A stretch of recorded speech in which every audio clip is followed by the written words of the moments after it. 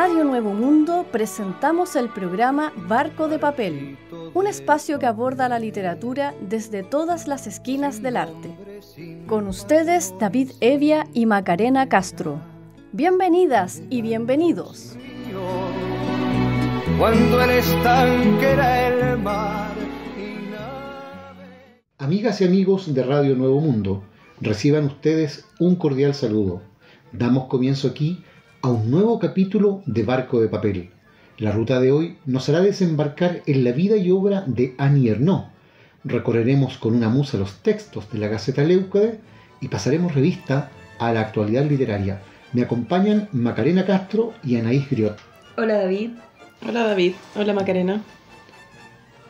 En el año 2022 se concede el Premio Nobel de Literatura a la primera mujer francesa, la maestra y escritora Annie Ernaux, por el coraje y la agudeza clínica con la que descubre las raíces, los extrañamientos y las restricciones colectivas de la memoria personal, señala el fallo del jurado en la Academia de Estocolmo. Annie-Thérèse Blanche-Duchesne es la única hija de Blanche Dumesnil y Alphonse Duchesne y nace el 1 de septiembre de 1940 en Normandía, en el poblado de Lillebonne, en plena Segunda Guerra Mundial. A sus casi 5 años, en 1945, cuando la guerra ya estaba llegando a su fin, se le presentó una de las primeras experiencias de potencial pérdida durante un paseo en bicicleta junto a sus padres. De pronto, los tres son bombardeados y su madre escapa buscando refugio, separándose de Annie y su padre.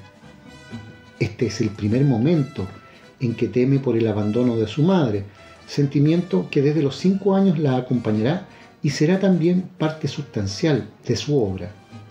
Deciden emigrar luego del suceso a Yvetot, se instalan en un barrio de clase trabajadora y habitan en una vivienda con un café y almacén donde comparten un mismo dormitorio. En esta época irrumpe en nuestra escritora la memoria, la que será la materia prima fundamental de toda su obra. En Yvetot vivió su infancia y adolescencia, tal como habían hecho sus padres y abuelos. Su padre había sido trabajador en el campo y obrero de la fábrica. Al igual que su madre, juntos lograron convertirse en comerciantes. Annie Duchesne, más conocida hoy por su nombre de casada, Ernaux, estudió en una escuela católica privada gracias al esfuerzo de sus padres, siendo la primera de su familia en cursar una educación formal y destinada a la clase media. En aquel lugar de estudios, Annie comienza a comprender poco a poco su origen familiar y la distancia que éste tenía con lo que a ojos de cualquiera en aquel tiempo sería una familia decente. Su padre cumplía las labores domésticas y jugaba con ella. Era él quien la acompañaba en su ida y regreso de la escuela en bicicleta, mientras que su madre era la que atendía el café que frecuentaban en su mayoría hombres de trabajo que llegaban de la fábrica o del campo, la mayoría de las veces saliendo de allí borrachos, así como el almacén, hábitat predominantemente de clientela femenina. La relación con su madre fue difícil, mujer de carácter dominante y sumamente religiosa que, sin embargo, fue la que más confiaba en la inteligencia de su hija. Cuando podía le compraba libros, revistas y la apoyó en su devenir profesional. Su padre fue el primero en aprender a leer y escribir en su familia, pero el abuelo de Annie demandaba su ayuda en el campo, por lo que, a pesar de alcanzar tal logro, no consiguió la licenciatura para optar por mejores oportunidades. Annie cargaba entonces con la responsabilidad de trabajar duro por el anhelado ascenso social de la familia.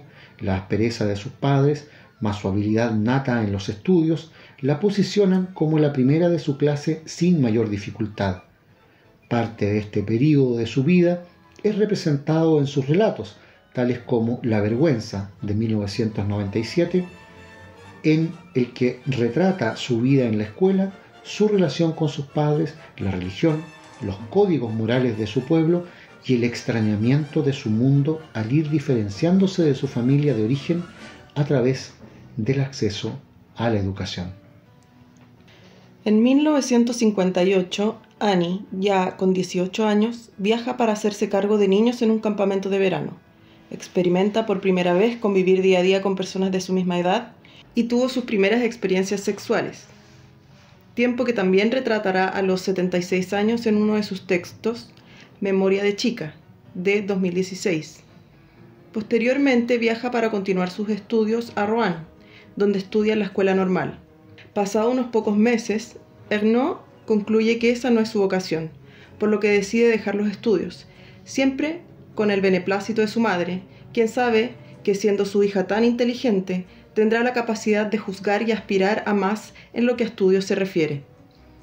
Se marcha a Londres para trabajar como au pair, para una familia completamente opuesta a la suya, con una madre tranquila, cariñosa, siempre presente en el hogar, que recoge los juguetes, lava la loza, cocina, y con un padre que sale al alba con los niños al trabajo y a la escuela, y regresa en la tarde para ser atendido por su mujer. Annie se aburre mucho, y vive un intenso periodo de incertidumbre, malestar y episodios de bulimia. Con 20 años, surge el fuerte deseo de escribir y surgen textos que llama sus primeras pseudonovelas, las que jamás verían la luz. Ya en Francia, Ernaux se debatió entre el estudio de la filosofía o la literatura, esto debido a la influencia de Simone de Beauvoir, a quien leía compulsivamente. Finalmente estudió literatura en la Universidad de Bordeaux, tiempo en el que conoció a quien fue su marido y padre de sus 2 hijos. El matrimonio duraría 17 años, periodo que retratará en Mujer helada de 1981. Ernaux calificó como maestra de secundaria en 2 importantes certificaciones, el CAPé, Certificado de Aptitud para la Enseñanza Secundaria, y luego, en el más prestigioso, el concurso de agregación, equivalente al título de catedrático en el mundo hispano. Ya bastante pasado el año 2000, Ernaux seguirá haciendo clases en el instituto. Gracias a su trabajo conseguía la independencia económica que le permitía destinar libremente su tiempo a la escritura, sin la presión de publicar para costear la vida. Si bien durante sus estudios existía ya un deseo por la escritura, aún no se le imponía como una necesidad, por lo que no le preocuparon en su momento los intentos fallidos de publicar su primer manuscrito.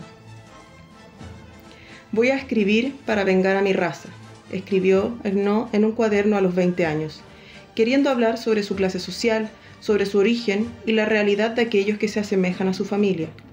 En su primera publicación, la novela Armarios vacíos, destaca este tono emocional, iracundo, que probablemente inspiró la declaración. En ella, la protagonista, Denise Lessieux, cuenta una vivencia de aborto clandestino, llena de emoción, rabia y odio. Es un relato de ficción, la protagonista no lleva su nombre, no obstante, la experiencia es de la propia Ernaux. Explicará años después que escribió de modo velado este libro en el año 1974. Aún el aborto era penado por ley, cuando su madre aún vive y cuando además resulta ser un relato escandaloso en su época debido a los sentimientos de odio que la protagonista expresa respecto a sus padres, a su origen, pero a la vez a la escuela, las compañeras de mejor venir, las profesoras y a todo el mundo. A través de la protagonista, Ernaux transmite al lector la idea de que el embarazo no deseado de Denise representa el castigo por pretender ascender de clase. Si es verdad que estoy empezando un libro, cosa que creo, dada mi necesidad de volver sobre las líneas escritas y mi imposibilidad de emprender cualquier otra cosa, he corrido un riesgo al revelarlo todo de golpe, pero en realidad he desvelado tan solo el hecho en bruto. Quiero conseguir que esta escena, paralizada en mi interior desde hace años, cobre movimiento para así quitarle el carácter de ícono sagrado que ha tenido siempre para mí, como lo demuestra mi creencia de que era ella la que me hacía escribir y de que es ella la que se encuentra en el trasfondo de todos mis libros. La escena a la cual refiere la escritora es el recuerdo del momento en que su padre intenta matar con un hacha a su madre. Así da inicio a La vergüenza, de 1997, y profundiza en el sentimiento de indignidad que le despierta el reconocer por primera vez el lugar que ocupa en el mundo junto a su familia. En la escuela a la religión se le guardaba máximo respeto, más que el que se tiene al saber, y describe: se puede tener 10 en todas las asignaturas y que Dios no esté contento contigo. En su libro, Ernaux profundiza respecto a la religión en su infancia. Para mi madre, la religión forma parte de todo lo que es elevado. Es como el saber, la cultura y la buena educación. La elevación, a falta de instrucción, empieza por ir con frecuencia a misa. Escuchar el sermón es una forma de ensanchar el espíritu. Pero ella, su madre, está por encima de los preceptos y de las miras del colegio privado. Transgrede, por ejemplo, sus prohibiciones en materia de lectura y rechaza sus exhortaciones al sacrificio y a la sumisión, perjudiciales para el éxito. La religión debe ser solo un coadyuvante en la instrucción, no sustituirla. Le disgustaría que me hiciera religiosa, pues frustraría sus esperanzas. Ernaux plasma, tanto en La vergüenza como en otros textos, las normas sociales y códigos de conducta que guiaban su actuar y el de su mundo entero, describiéndolo como una novela colectiva cuyo sentido general cada uno contribuía mediante fragmento de relato, un detalle, y que dependiendo de las personas reunidas en la tienda o alrededor de la mesa podía resumirse en «es una buena persona» o «no vale demasiado». En el relato de 1997, Ernaux dice: «Lo peor de la vergüenza es que uno cree que es el único en sentirla». Annie, a sus 12 años, tuvo que participar deteniendo una escena que podría haber terminado en la muerte de su madre y el encarcelamiento de su padre, y siente vergüenza. La niña que fue no concebía que aquello que vivió pudiera ocurrir en otras familias, y a la vez temió volverse loca, que sus padres la volvieran loca. Desde ese momento no podía dejar de imaginar la repetición y la posible concreción de esa escena, mientras sus padres no volvieron a mencionar nunca lo sucedido y ella no podía confesárselo a nadie.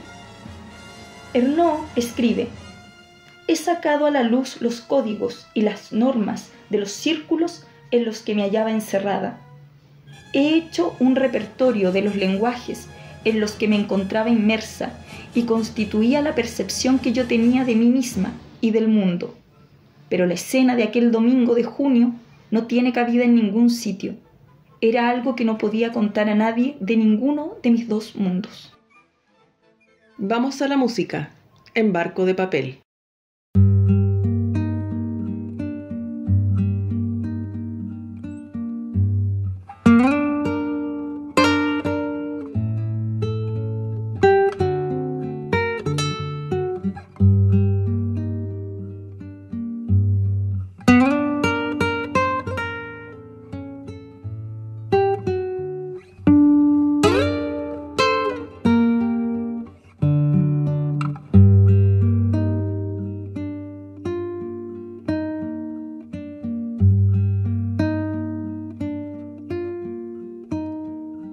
Tierra, tan solo tierra, para las heridas recientes.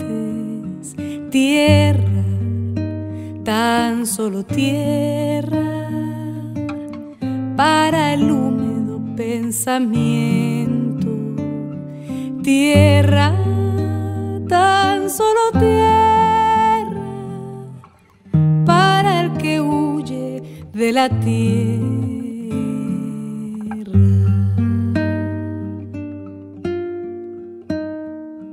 Tierra, tan solo tierra, tierra desnuda y alegre.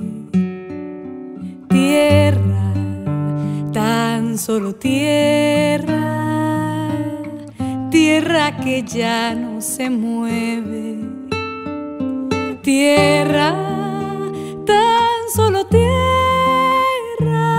de noches inmensas.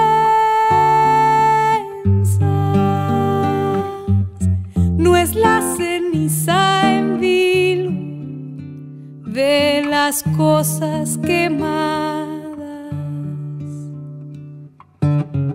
lo que yo vengo buscando es tierra.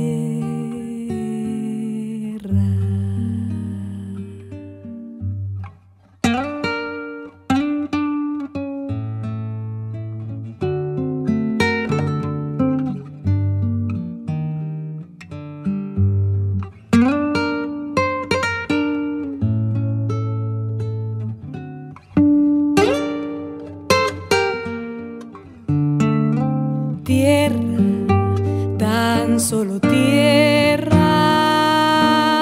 tierra desnuda y alegre, tierra, tan solo tierra, tierra que ya no se mueve, tierra, tan solo tierra de noches inmensas.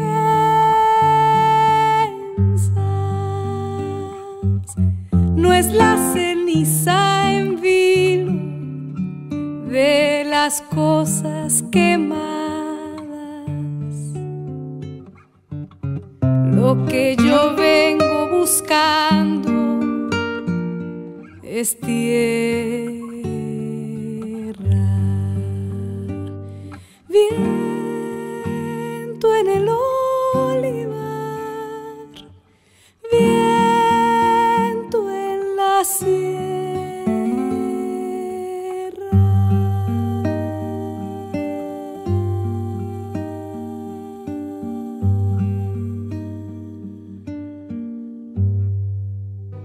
En Radio Nuevo Mundo escuchas Barco de Papel, con David Evia y Macarena Castro. Annie Ernaux genera con atención un espacio en su escritura para la comprensión de las experiencias y de la memoria personal, colectiva y social, y elabora en pleno relato sus ideas sobre lo que va exponiendo en el texto. Se vale también en sus relatos de imágenes de lo cotidiano, de modos de vestir, la música y artistas que recuerda de la época que busca evocar, frases y palabras, todo material que logre acercarla a ella y a la vez al lector a un lugar o emoción particular, como lo han descrito muchos sin florituras.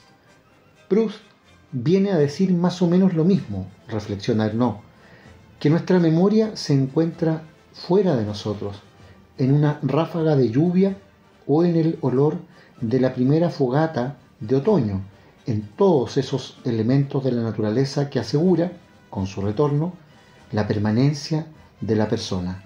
A mí, como quizá a todos los de mi época cuyos recuerdos se hayan unidos a la canción de un verano, a un cinturón de moda o cosas destinadas a desaparecer, la memoria no me aporta ninguna prueba de mi permanencia o de mi identidad. Al contrario, me hace sentir y me confirma mi fragmentación e historicidad. Respecto a Proust y su obra En busca del tiempo perdido, Ernaux menciona que es la voz de Françoise, la criada, la que sigue y donde encuentra su lugar, añadiendo además que ésta vendría del mismo pueblo que ella, hecho completamente coherente con la intención de vengar a través de la escritura a quienes son de su raza, es decir, su clase social. Es desde ese lugar que Annie comienza escribiendo y analizando sus memorias en clave sociológica, haciendo una especie de etnografía de sí misma y el mundo.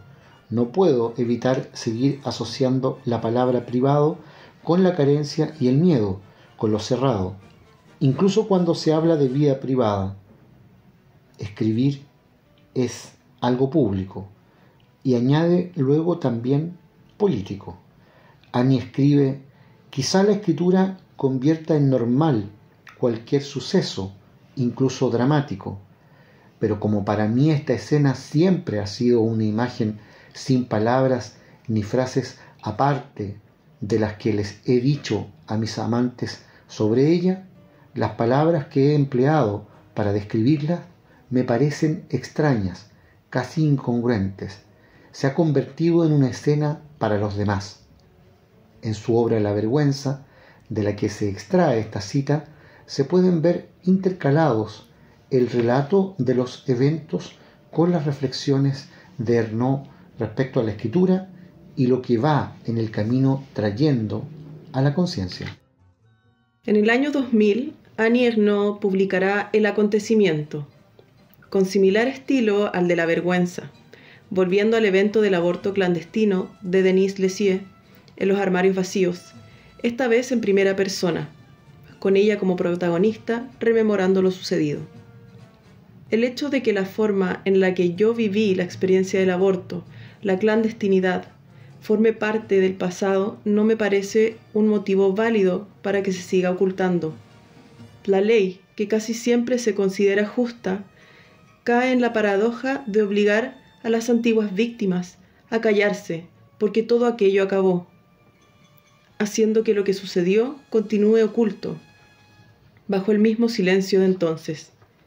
Pero precisamente porque ya no pesa ninguna prohibición sobre el aborto, puedo afrontar, dejando de lado el sentido colectivo y las fórmulas necesariamente simplificadas impuestas por la lucha de los años 70, violación de los derechos de las mujeres, etc., de forma real este acontecimiento inolvidable.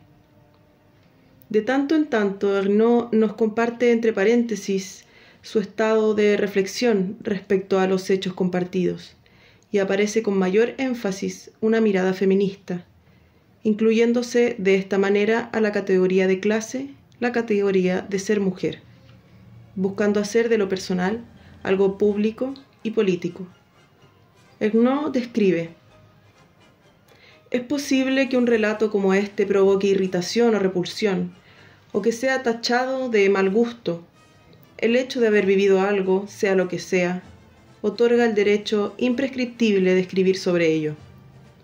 No existe una realidad inferior, y si no cuento esta experiencia hasta el final, contribuiré a oscurecer la realidad de las mujeres y me pondré del lado de la dominación masculina del mundo.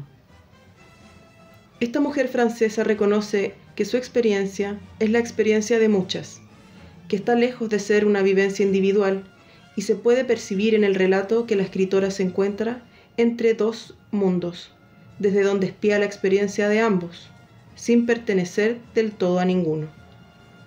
Ernaux es hospitalizada. El aborto salió mal. Los médicos y enfermeras no solo reprochan su decisión, sino también la maltratan durante el proceso. Luego comprende, a su pesar, que aquel trato venía del desconocimiento de quién era ella. Al día siguiente, una enfermera, al ver que era una estudiante de letras, le reprocha el no haber mencionado esto al médico, que ella era alguien como él, sugiriendo que podría haber sido tratada dignamente con tan solo decirlo. Pero Ernaux, a pesar de todo el recorrido que llevaba, el que ciertamente la mantenía a cierta distancia de su origen, no era realmente como él. Ella escribe: establecía confusamente un vínculo entre mi clase social de origen y lo que me estaba ocurriendo. Yo era la primera persona de mi familia que estudiaba una carrera. Todos los demás habían sido obreros o pequeños comerciantes. Había conseguido escapar de la fábrica y de la tienda, pero ni la reválida ni la licenciatura en letras había conseguido alejar la fatalidad de una pobreza heredada, cuyos emblemas eran el padre alcohólico y la madre soltera. No había podido liberarme de ello, y lo que estaba creciendo dentro de mí era, en cierto sentido, el fracaso social. No obstante todo, Annie Ernaux volvió a escapar de ese destino fatal, y nuevamente era recibida con brazos abiertos por la sociedad que durante 3 meses de desesperación le negó cualquier consuelo o ayuda con lo que solo podía describir como esa cosa en el vientre. La escritura de Annie Ernaux es descrita como valiente, directa, quizás fría en su forma, pero su intención es llevar el trabajo de la memoria a fondo. Entrega luces de ese propósito el mismo libro. Aunque había muchas novelas en las que aparecían mujeres que abortaban, en ella no se daba ningún detalle sobre la manera en que lo hacían. Entre el momento en que la chica descubría que estaba embarazada y el momento en que dejaba de estarlo, había una elipsis. Ernaux no deja fuera lo realmente importante. Disecciona de manera precisa los recuerdos y los expone generosamente, otorgando así a otros mayor comprensión sobre sus propias experiencias. En una de tantas entrevistas, Ernaux expresa: «No me considero un ser singular, me siento más bien como la suma de experiencias y determinantes sociales, históricos, sexuales, lingüísticos, siempre en diálogo con el mundo pasado y presente». Ella no concibe la escritura fuera del mundo, ni la considera apolítica. Para ella escribir lleva consigo intervenir en el mundo, lleva consigo una visión que acepta o no el orden social, o que va más allá y lo denuncia. Su estilo literario es descrito como clínico, desprovisto de lirismo y metáfora. Ella misma lo describió en ocasiones como un estilo autosociobiográfico. A través de su obra se ven representadas sus experiencias particulares, pero aún más que eso, la experiencia colectiva de una sociedad. Cuando escribe sobre su vida, busca escribir la vida y precisa: no mi vida, ni su vida, ni siquiera una vida, la vida, con sus contenidos, que son los mismos para todos, pero que los sentimos de forma individual. Ya en los años 70, Annie se había interesado en los estudios de Bourdieu respecto a los mecanismos de reproducción de jerarquías sociales y la forma en que se transmite la cultura y lo simbólico, idea que le permitió a Ernaux reconocer aquel malestar social que no la abandona y que atiza durante años aquel fuego de su escritura. Pero es en su texto El lugar, de 1983, dedicado a retratar a su padre, donde parece consolidar este estilo que la haría conocida. Aquí la escritura se le resiste a Ernaux. Mientras intenta buscar su propio lugar y su propia voz, hay un ruido y cierta incomodidad en ella. Escribo despacio, a medida que me esfuerzo en desvelar la verdadera trama de una vida dentro de un conjunto de hechos y de decisiones. Tengo la sensación de que pierdo el verdadero rostro de mi padre. Mientras mejor estudiante es Annie en la escuela, mientras más lee y se acerca a la literatura, mientras logra convertirse en maestra, Ernaux se aleja de cuál fue hasta entonces su lugar al que pertenecen aún sus padres. Al pensar en escribir una novela, Ernaux se sintió asqueada. No concebía que esa lengua pudiera representar fielmente a su padre. Las palabras la acercaban, pero a la vez, llegado a cierto punto, levantaban un cerco que lo mantenía lejos de ella. Para su padre, leer y escribir no era trabajar. El trabajo se hace con las manos, decía. El lugar puede ser descrito como un texto incómodo, en el que la escritura a Ernaux se le resiste, pero parece también encontrar su lugar como narradora de la memoria, encontrar su voz y las contradicciones en ella. Así, el lugar se convirtió también en reflexión sobre la escritura, trabajo que la escritora tomó con responsabilidad. En el mismo relato dice: una y otra vez me separo de la trampa de lo individual. Este espíritu la llevó a escribir títulos como Una mujer, de 1987, Pura pasión, de 1992, No he salido de mi noche, de 1997, Perderse, de 2001, La ocupación, de 2002, La escritura como un cuchillo, de 2003, con Frédéric Yves Genet y Los años de 2008. Para muchos, su mayor logro, por el cual recibió varios galardones, incluyendo el premio Renaudot en Francia, no solo por su contenido y narrativa innovadora, sino por el diálogo entre lo personal y la historia colectiva de la sociedad francesa a través de la narración de 6 décadas de su vida. Esas cosas me ocurrieron para que diera cuenta de ellas, y quizás el verdadero objetivo de mi vida sea este, que mi cuerpo, mis sensaciones y mis pensamientos se conviertan en escritura, es decir, en algo inteligible y general, y que mi existencia pase a disolverse completamente en la cabeza y en la vida de los otros, dice Annie Ernaux en El acontecimiento. Es la vida y obra de Annie Ernaux a quien hemos dedicado este capítulo de Barco de Papel, una escritora francesa que pasa del mundo académico, estrictamente hablando, a la apuesta frontal de las letras, y lo hace no solo con una gran profundidad sociológica, sino que con acierto estético, y consigue construir páginas inolvidables de las letras contemporáneas, al mismo tiempo que al menos dar un respiro a quienes hemos visto durante años entregar premios absolutamente inmerecidos en la Academia Sueca, premios muy vinculados a lo políticamente correcto, pero afortunadamente aquí Annie Ernaux ha vuelto la vista sobre el mundo de las letras. En nuestro próximo bloque, como siempre, vamos a Letras en la Sech y al recorrido de la Gaceta Leucade. Pero antes, Anaís, Vamos a la música en Barco de Papel.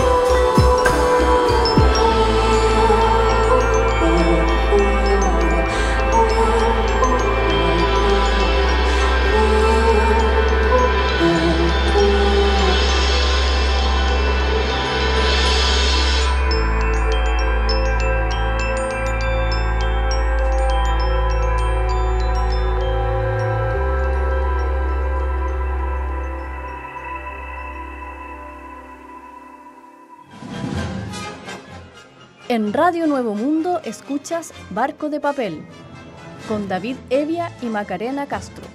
Y en este último bloque, en la sección Letras en la SECH, abordamos la obra en marcha de algún autor de nuestros tiempos. En este caso, vamos a hablar, Anaís, de Ignolia Mardones. Nacida en Santiago de Chile en 1982, Ignolia Mardones es poeta, socióloga de la Universidad Arcis y magíster en comunicación política de la Universidad de Chile.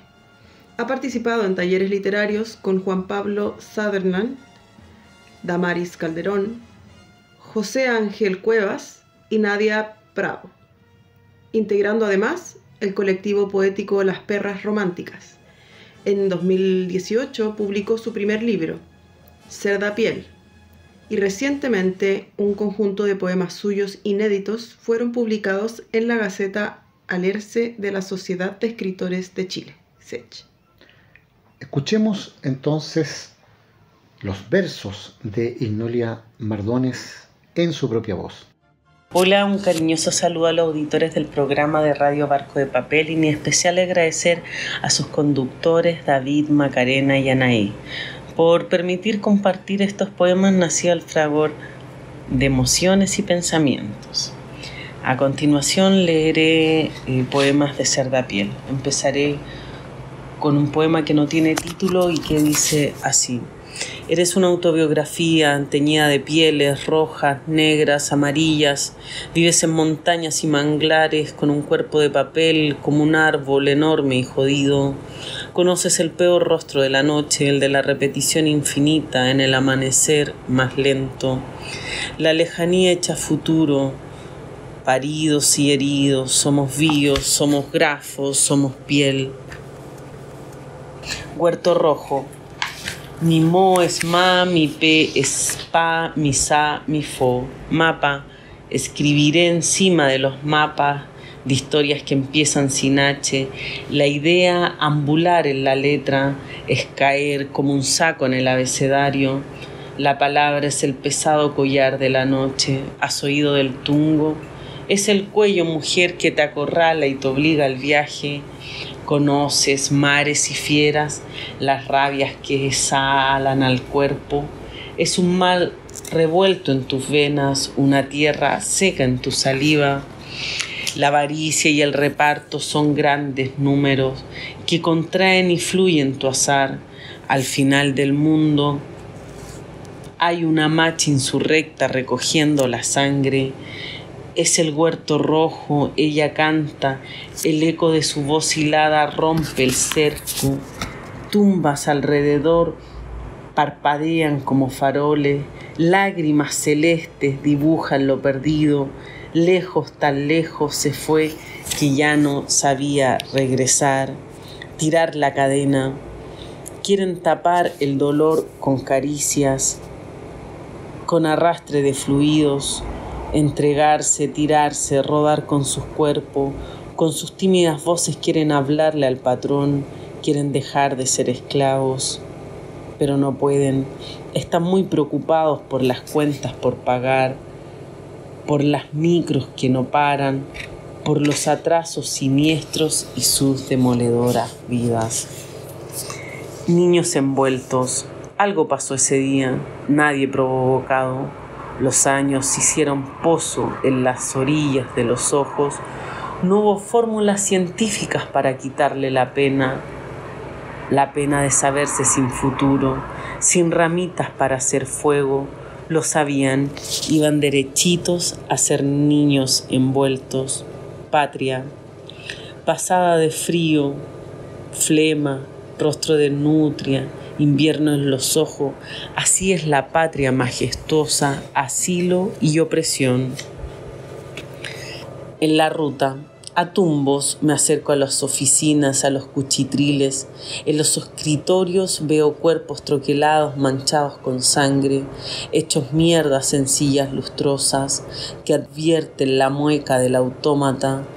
Me aturde la idea de seguir en la ruta, Pierdo los ojos en el camino y él se va a la punta del árbol deseando el destello. La tela que me cubre, la tela uniforme del polvo está en el velador, en el teclado, en los vasos. Las lámparas alumbran la opacidad. Asumo las semanas, los días se consumen. Los ojos miran con un quebranto brillante. Hay olor a gas. Las calles están saturadas, el metro de Santiago es una olla a presión, los empujan, los reducen, leen su trágica vida en celulares, ambulan, el amor anda crudo, sin coser, le falta fuego, caminar sin calles. El viento ha volado los techos, la muchedumbre rabiosa maldice su naturaleza, el clima, un dios. Mejor haber sido animales, nacer a campo abierto, pero conocieron el abrazo de Prometeo. Escuchan el latido de la ráfaga dañina, escalofríos y súplicas vuelven como viejos engaños. Un correo humano camina sin calle. En las fronteras sus cuerpos se exponen, sabiendo que el cielo no existe, que los techos se vuelan. Muchas gracias. Era Ignolia Mardones, poeta de quien escuchábamos estos poemas. Tengo en mis manos el último número de la Gaceta Leucade, que, como revisábamos en capítulos anteriores, incluye los artículos Los octosílabos que tañen el lamento de Safo y Violeta Parra, y también Lo imposible del progreso en el París de Charles Baudelaire, en Las musas o nada, Inge Hausmann. En la sección de plástica, la obra de José Venturelli, Crónica de la ciudad, de 1973, y en puño y letra vamos a compartir un fragmento del libro de las obras divinas de Hildegard von Bingen. Descripción de la esfera que contiene al mundo entero, con sus círculos, astros y sus vientos. Ella aparece en forma de una rueda, colocada en el pecho de la imagen descrita en la primera visión. En el pecho de la mencionada imagen, que había contemplado en el seno de los espacios aéreos australes, apareció una rueda de apariencia maravillosa. Contenía signos bastante parecidos a la visión en forma de huevo que había tenido hace 28 años y que describí en la tercera visión de mi libro Sibias. Bajo la curvatura del caparazón y en la parte superior apareció un círculo de fuego brillante que dominaba un círculo de fuego negro. El círculo de fuego brillante tenía doble densidad que el círculo de fuego negro. Estos dos círculos estaban unidos el uno al otro como si formaran un único círculo. Bajo el círculo de fuego negro había otro círculo que parecía puro éter, que mostraba tan intensa densidad cuanta mostraban los otros dos círculos de fuego mencionados juntos. Luego, debajo de este círculo de éter puro, había otro círculo, que parecía como de aire húmedo, tan compacto en su opacidad cuanta era la densidad que mostraba el mencionado círculo de fuego brillante. Bajo este último círculo de aire húmedo surgía como un círculo de aire denso, blanco y luminoso, cuya dureza hacía pensar en un tendón humano. Tenía la densidad del círculo de fuego negro. También estos dos círculos estaban unidos el uno al otro como si formaran uno. Finalmente, bajo este círculo de aire denso, blanco y luminoso, se distinguió otro como de aire tenue, que parecía difundirse sobre todo el círculo, semejando levantar nubes a veces altas y luminosas, a veces más bajas y sombrías. Estos 6 círculos estaban unidos entre ellos sin ningún espacio vacío. El círculo más alto de todos difundía su luz al resto de círculos, mientras que el círculo del aire húmedo empapaba a todos los demás con su humedad. Del extremo de la parte oriental de la rueda hasta al final de su parte occidental se extendía una línea en dirección a la región septentrional, como para separarla de las otras regiones, y en medio del círculo de aire tenue se distinguió un globo, que tenía en su circunferencia siempre la misma distancia del círculo de aire denso, blanco y luminoso. Su diámetro correspondía a la profundidad del espacio que había desde la parte superior del primer círculo a la cima de las nubes, o más bien de la circunferencia del mismo globo hasta las nubes mencionadas. Y por fin, en el centro de esta rueda apareció una imagen de hombre, cuya cabeza alcanzó la parte superior y los pies la parte inferior de uno de los círculos descritos, el de aire denso, blanco y luminoso. Del lado derecho, la punta de los dedos de su mano derecha, y a la izquierda, la punta de los dedos de la mano izquierda, llegaron al mismo círculo, tocándolo en dos puntos diferentes de la circunferencia, porque la imagen tenía extendidos los brazos. En la dirección de los cuatro lados aparecieron cuatro cabezas, como de leopardo, lobo, león y oso. Encima de la cabeza de la figura y dentro el círculo del éter puro, vi que se escapaba un soplo de la boca del leopardo.